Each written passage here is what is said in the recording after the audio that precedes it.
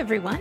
This is Kate from the Your Courageous Life podcast, and this is still the Your Courageous Life podcast, but I am partnering with my friend Andy Sewell for a special 9-part series focusing exclusively on lessons from my book, The Courage Habit.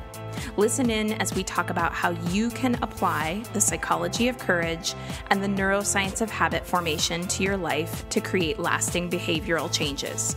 If you've ever wondered how someone can learn the skill of being more courageous in their life, this special Courage Habit series that I'm embedding within the larger Your Courageous Life podcast is it. It's going to have a little Courage Habit themed intro, outro, but again, it's still the Your Courageous Life podcast, just a special little 9-part series where we do a deep dive into the courage habit and how you can apply it to your life. Let's get started. Welcome to the Courage Habit Podcast, an exploration of the Courage Habit, the book and the program designed to break the fear-based habits holding you back and replace them with the courage-based habits to enjoy the life you want. The Courage Habit was written by Kate Swoboda. She's a life coach, creator of YourCourageousLife.com, and director of the Courageous Living Coach Certification Program. In this limited series podcast, I'll be asking her questions about the book and her experiences teaching her techniques. And he's Andy Sewell, an audio producer who has started a new career after 2 decades of corporate work. Andy is an amazing storyteller, he's ferociously curious, and he's someone who has read The Courage Habit. So he was the perfect person to ask about hosting the Courage Habit podcast. You can learn more about Andy at audioephemera.com. Each episode of the series is a continuation of our conversation. If this is your first time listening, please subscribe to the podcast so you can start from the beginning. Thank you for joining us, and let's get back into the conversation. Okay, we were talking a little bit about stories and how they help tell who we are as a person and where we want to go. And I want to get into how we change that stories. For my own personal example, I did have a very long and successful career in legal services, and I was quite proud of it, quite happy with it, but it didn't have the spark or maybe the excited intention behind that. I wasn't really passionate about doing it. I could be good at it, I just simply wasn't passionate. Sometimes that's hard to tell that story, that I made the transition because it was not as exciting as I wanted it to be. But that also feels like I'm saying I wasn't successful. And I'm trying to find a way to explain the story of this transition so I feel a little bit more confident rather than I tried something, it didn't work for me, and I'm just picking up something else. It wasn't as flippant as that. It was very intentional. I'm trying to weave the intentionality in that new story. Okay, well then, what is it that you ultimately want? What's the story you ultimately want to be able to tell? I think the story that I ultimately want to be able to tell is twofold. On the one hand, I had an idea and I followed it through and it worked out. That's the short end of the story. And I'm in the beginning of that process.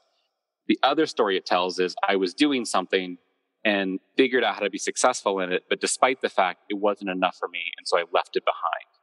Those two stories, on each of them, both sound like I had something and I decided to let it go, or I'm reaching for something that is unattainable. And it's hard for me to put those two in kind of narrative order. Well, I do hear that it is a correct story that you were, like, in terms of accurately expressing the history of your life, that there was something you were successful at and you left it behind. Yes. So where's the problem? That's the first thing I get curious about. Where's the problem with that story that you were successful and you left it behind? I think for me, because I left it behind in a moment where there was an obvious next step of growth. And I decided that wasn't something I wanted to commit to, because committing to that meant a furthering distance between something I wanted to be doing. And that part is hard. It's hard to say I bought into a system of getting reviewed and moving forward and advancing and getting more accolades and a lot more attention. And of course, more pay comes with that. But it wasn't satiating me, regardless of how much more effort I put into it. And regardless of that success, I wasn't actually getting out of it what I felt I was supposed to be getting out of it. So to me, it was really easy. It had to stop. It was kind of the end of that time. I had done everything well. Nothing sank, nothing burned down. I was just deciding that it wasn't enough and I wanted to move in a different direction. And that feels like a version of a failure story. Or if you wanted to try it on, what if you retold that story let's parse things out a little bit. That history. So you just gave a history of events. The story that you layer onto it is that it's a version of failure. That's the story, is the narrative, the belief, the interpretation. So there's the history of what actually happened, which was fact, history. You were not fulfilled. Fact, history. You had opportunities to continue advancing. Fact, history. You chose not to pursue those opportunities. Those are just the facts. That's the history. The story is the part that gets layered onto it, that it's a version of failure.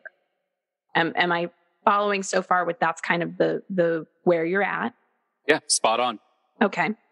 So would you tell me that history again, but from the perspective or the story that this was the most courageous thing you could have done? Okay. So I spent a long time in a career, better part of 2 decades in a career, and I got to a point where the next logical step of advancement presented itself. And I weighed my options and felt I wouldn't be any more satisfied by doing that. And I decided to make a change. And I decided that point of where would have been further success was the right time to follow my passion and put my energy behind something that could be just as successful, just as fulfilling, but even more so because I really had a passion behind it. Yeah. And I mean, I would add into there things like, I had some dark nights of the soul. I mean, you haven't personally confessed to me that you've had some dark nights of the soul, but if you've made this move and you have not had a single night of insomnia on some level, I'm like applauding you right now because, like if you made this move and you didn't have like one day where you're like, I'm going to have an extra beer tonight, Yeah.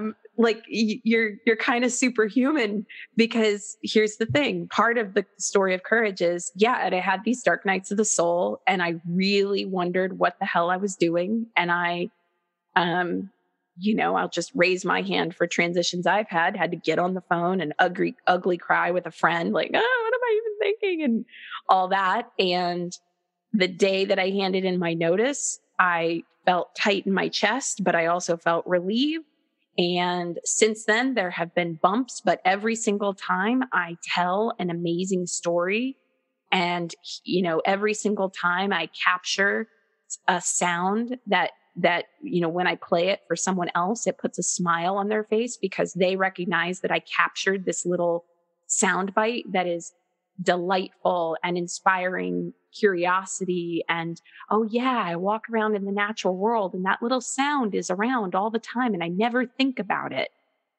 These are all the things that light me up. And I still don't know what the hell I'm going to do 5 years from now, but I can tell I'm moving in the right direction. And maybe that's it. It's like that story of courage.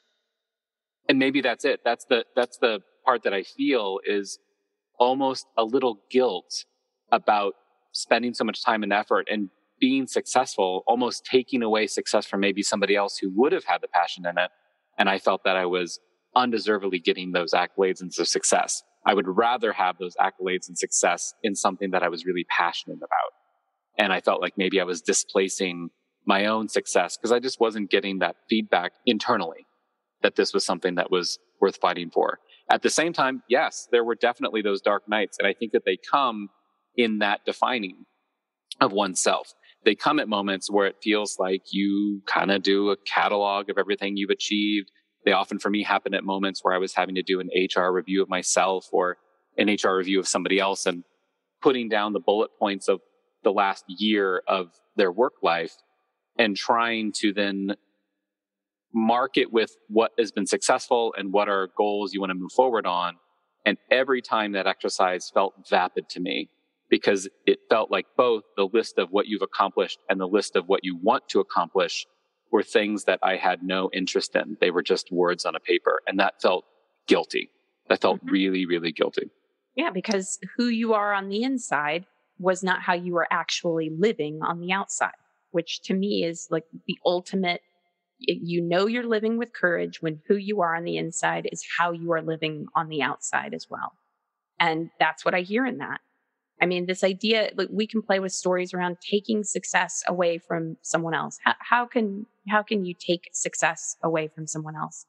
I suppose one could, if you were libelous Is that the correct legal term? Yeah. If you intentionally went and tried to smear someone's reputation so that they would not get a job, that could be a form of taking success away from someone. Although even then, of course, there's always the possibility people aren't going to believe what you have to say and all that. Did you do that, Andy? No, I didn't. Did you go sneak into HR and throw out any applications for people who were trying to get your job? Not at all. Not at all. Yeah, there you go. I mean, it's when you really start to play with what stories are, they are assumptions and beliefs, and you choose what story you are telling. You could say you were taking the job away from someone else. That you could just as easily say, I had the job that I had that I thought was the path I wanted until the day that I realized it wasn't. Yeah, It's and maybe just that simple. You didn't take anything from anybody else. I think at those moments too, it can look like a false success, but I was about to say failure, but it's hard for me now to call that really a failure because there was so much more around it. It was successful. It was good. I did like what I was doing. I certainly liked people I worked with, and I absolutely enjoyed those relationships. And that was a big part of that severance was I'm going to leave. And I knew this meant probably the end of any personal relationships with people that I had worked with. And that was really hard to commit to that because it was for my own betterment to leave that situation. But it still felt like that story of I'm going off to right into the distance and explore my new world of possibilities is a story that we can tell when we're younger and we're going off to college or we're going off to that maybe study abroad program or that new major or I feel like we tell. Hold on, let's interrupt that. So it's the story. I feel like I'm getting challenged here. Yeah. It's the story you can tell when you're younger and going off to college. So Absolutely. So you can't tell that story at middle age. You can't tell that story when you have navigated a divorce and are embarking upon a new marriage. You can't tell that story if you thought your child rearing days are done and you end up deciding to adopt. I love that you're challenging this, so I'm going to fight you a little bit more on it. And I say no. And here's why, is because I have gone through that process where I'm reframing myself because I'm a divorced person.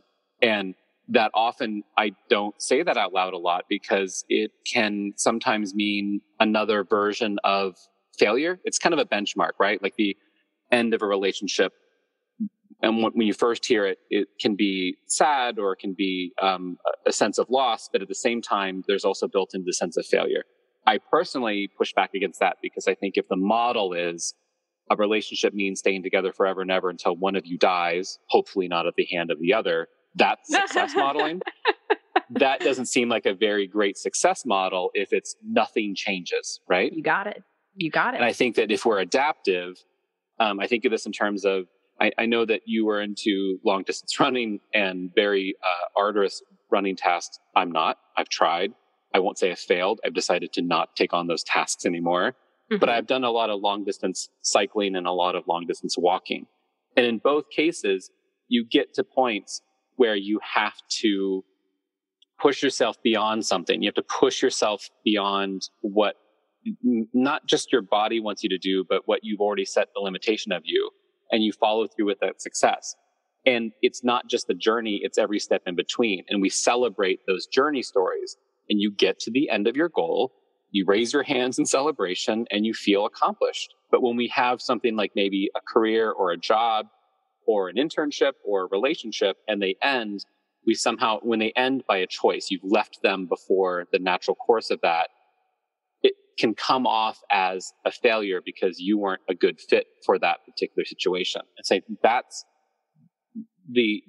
you're not allowed to do that after a certain point. You're giving free range to try things and to learn that this isn't this thing I wanted to study. This is the job I wanted to have. This isn't the right internship for me. When you're younger, when you do restarts in the end, when you do restarts when you're older, maybe that feels like you were wrong the first time and now you're going back to square one. And that fear of having to discount or eliminate all of the years of effort and assume that nothing was to come out of that, can sound like a failure story. Yeah, I think this is a prime opportunity for reframing. Like you were wrong the first time. No, you were where you were the first time. And without a doubt, I mean,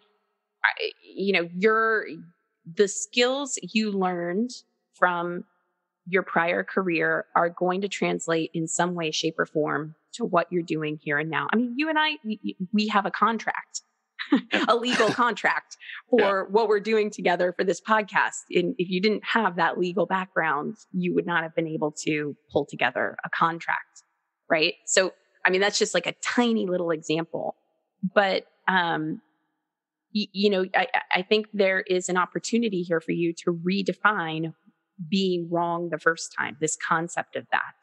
Because at the end of the day, we are only, can you predict the future? Absolutely not. Okay. And I can't either. And I've never met anyone who can. So at the end of the day, we are all in this moment doing the very best we can with the information, awareness, knowledge that we have in this moment right here. You cannot possibly go back to who you were when you started your before career and even if you had come from the future and said any of that somehow, here's the thing, Andy, after a while, you're not going to want to do this career anymore. Who's to say that the person you were at the beginning of all that you would have believed them? Maybe your story at the time would have been so loud that you could never do what you're doing now that you wouldn't have even tried it. Yes. I certainly think that would have been my story when I started. And, you brought up the long distance running. And I think there's like a kind of question floating below the surface here that's about sticking with what you start. Exactly. That's exactly it. Yeah. Yeah. And so I'll say, I used to be a triathlete. I no longer define myself as a triathlete. I trained for half Ironman triathlons, which, and I did sprints and I did Olympic distances, but the half Ironman is half of a full Ironman. I never did a full Ironman, but even a half Ironman for me was a lot. It's a 1.2 mile swim followed by 56 miles on the bike, followed by a half marathon, which is 13.1 miles of running. And, that basically for me, because I'm not super fast, it took me about 8 hours straight, on race day. Literally. I did my first one in 2016. And then I tried to do another one in 2017, happened to get really sick that year. And during cold and flu season, it derailed my progress. Went back and did another one in 2018. The one I did in 2016, by the time I got to race day, I was like, I'm never doing something like this again. This is BS. Sucks. I don't like that.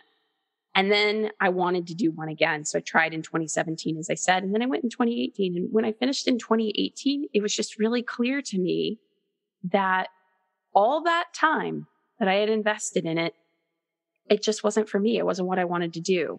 To train for that distance is basically like a part-time job before race day. It really, truly, it's 15 to 20 hours a week of training in the final month before race day. I don't like swimming and I don't like cycling. What I liked was I do like intensity. I do like that moment in any workout where you're something in you is going, I don't know if I can do this. And something in me kind of is like, oh, but we're going to dig in here and do it. That's a fun moment for me. It's hard, but it's fun.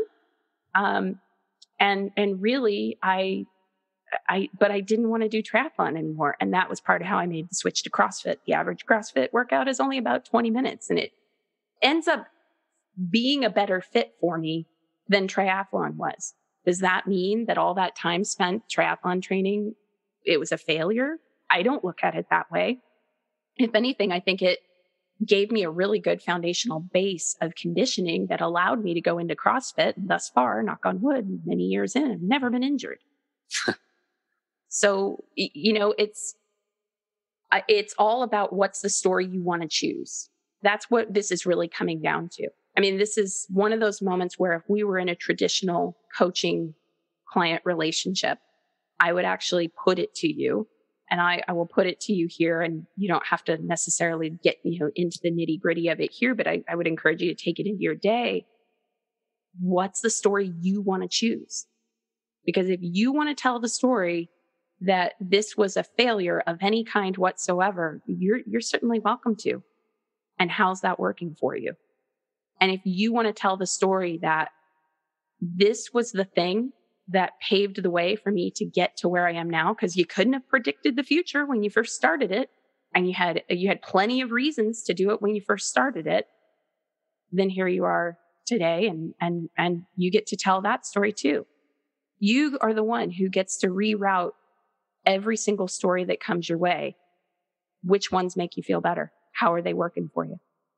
I think in those exercises where I'm trying to reframe that story, particularly with the decision to leave an 18-year career at a point in which there was just more expansion to be had and a great opportunity to transition within that industry and certainly within that job role, to not have to make too many changes with my employment or even my living location and be able to expand and step into the new opportunities.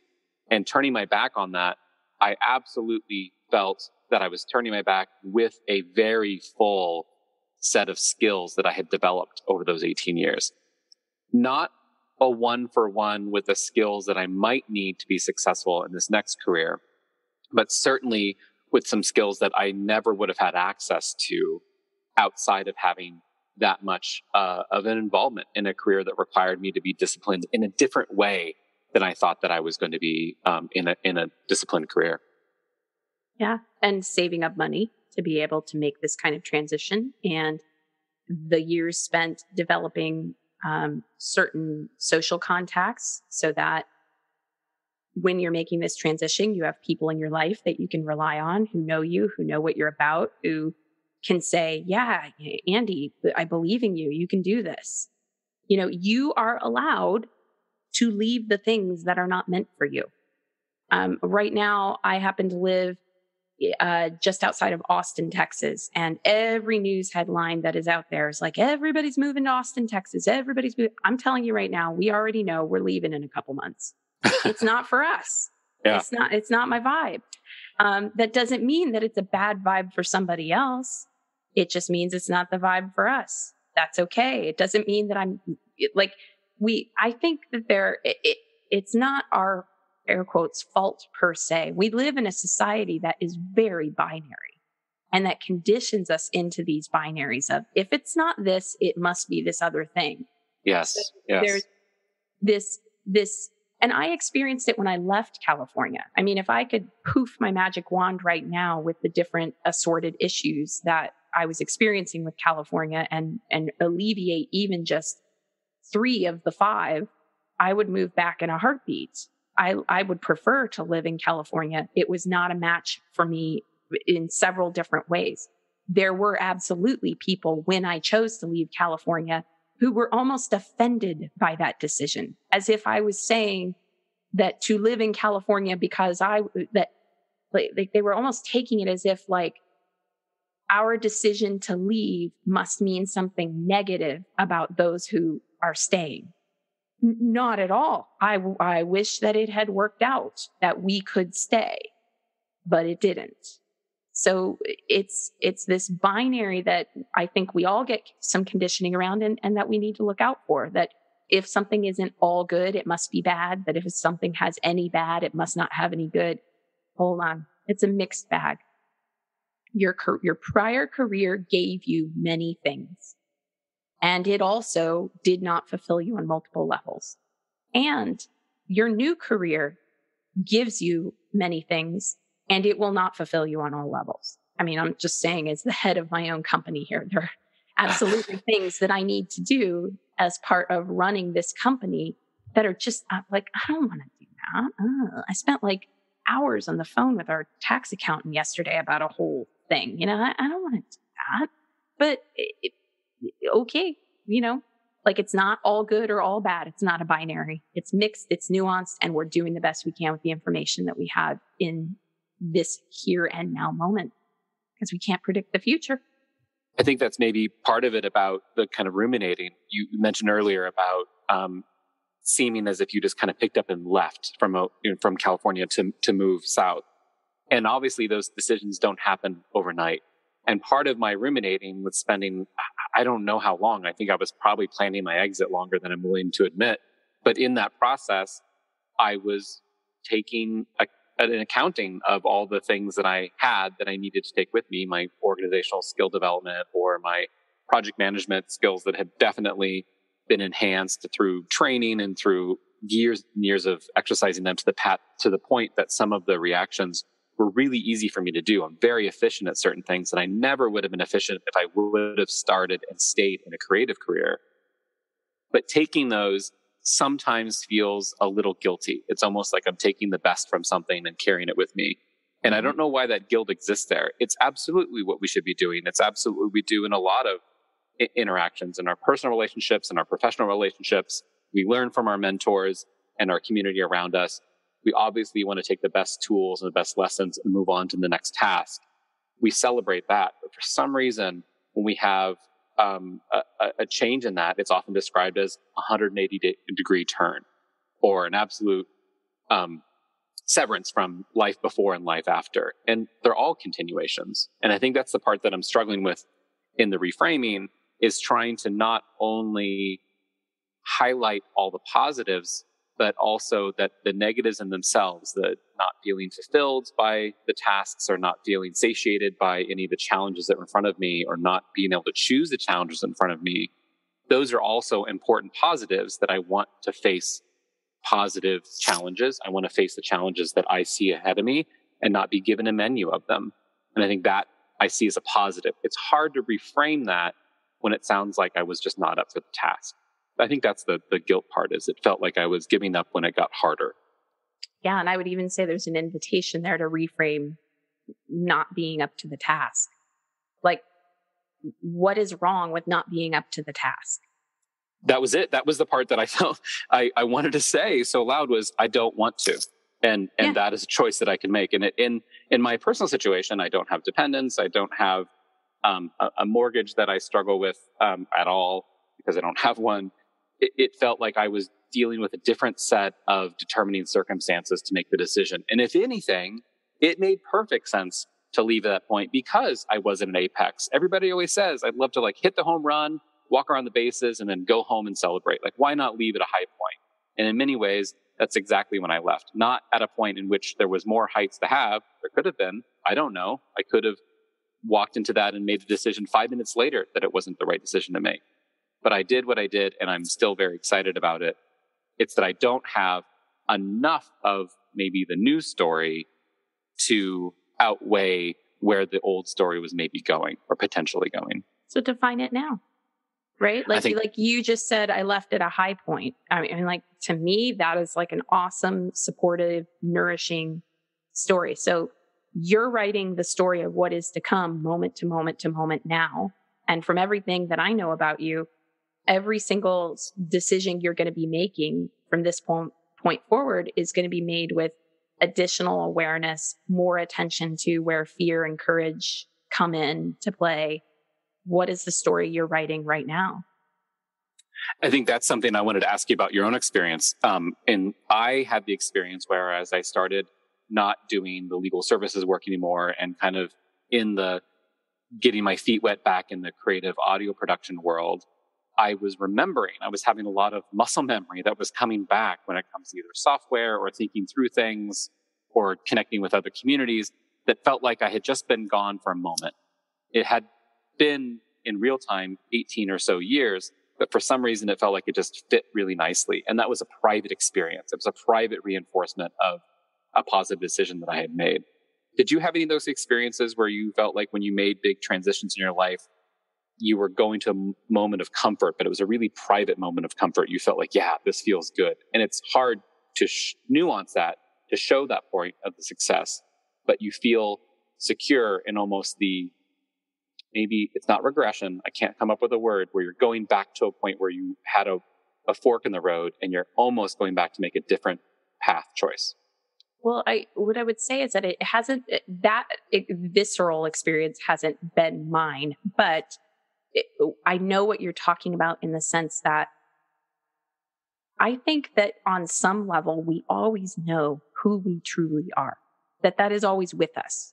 So the way I would interpret what you described is that who you always are, which is actually beyond audio production. It's more of the essence of Andy that is really in some ways impossible to articulate, but it's something that's at the core of the creative work and the curiosity and all the inspiration that goes into audio production. And it could be novel writing for somebody else. And it could be, I've always wanted to be a mother for somebody else. And it could be, I want to travel the world and, with just what's in a backpack for somebody else. The outward expression of it comes back to something core. And we always have it with us, even if we spend 18 years maybe not honoring it as much because we're doing something else. But it's always there, which means when we return to it, that essence, when we actually sort of turn around and go, oh, you know what? I am going to fully give you my attention, this core of who I am. That feeling of, it's like no time passed. I interpret what you just said as, well, yeah, because no time really did pass because the core of who you are was always there. I think of it sometimes as refamiliarizing myself with part of the core that's always been there, but just somehow been patient. And that is to say, I wasn't ignoring my creative side. I certainly kept up with certain skills. It almost became a hobby that was very different than what my career choices were and my work obligations were. It was this anecdotally interesting thing. We all have these side hobbies. We all have these side things that we like to do. And some of them do parallel with careers that other people have or choices that other people have made. But transitioning from one, or maybe growing what is something as a hobby into something that is a way in which you make money, and then a bigger thing of that is something you identify with, can feel like a regression. It can feel like you're going back to the hopefulness of, I want to be an astronaut when I wake up. But in reality, you're actually just connecting back to the core of who you are as a person. And it's a positive. Yeah, you're going within instead of, it's not as much about the external, which I think is the truer definition of success. And we've come full circle. The going, the who you truly are on the inside being how you live on the outside. Well, I think that I'm going to take this particular task of reframing those transition stories as part of a new exercise. I'm going to revisit that reframing part and try to get away from the putting them into boxes of positive and negatives and putting them more in all positives. It's all part of the whole story. I can't change the past. I can't predict the future. And I'm very content with all the things that have happened in between. So it feels very successful so far. I like it. I like you trying on this story. I'm curious and excited to see where it's going to go. So am I. So I'm going to get to work and we'll pick up this conversation again soon. Thanks for listening to this episode of the Courage Habit podcast. And thanks to Kate Swoboda for joining me. You can find her book, The Courage Habit, wherever you buy your books. Please shop local when you can. You can also find out information about her, the Courageous Living Coach certification program, and other resources at yourcourageouslife.com. And you can find out more about Andy and his work at audioephemera.com. That's Audio Ephemera, EPHEMERA.com. Subscribe to this podcast to get all the episodes and share it with a friend. Also, please rate the show and leave a review as it helps others discover the podcast. Join us next episode when we continue our conversation about building a courageous life.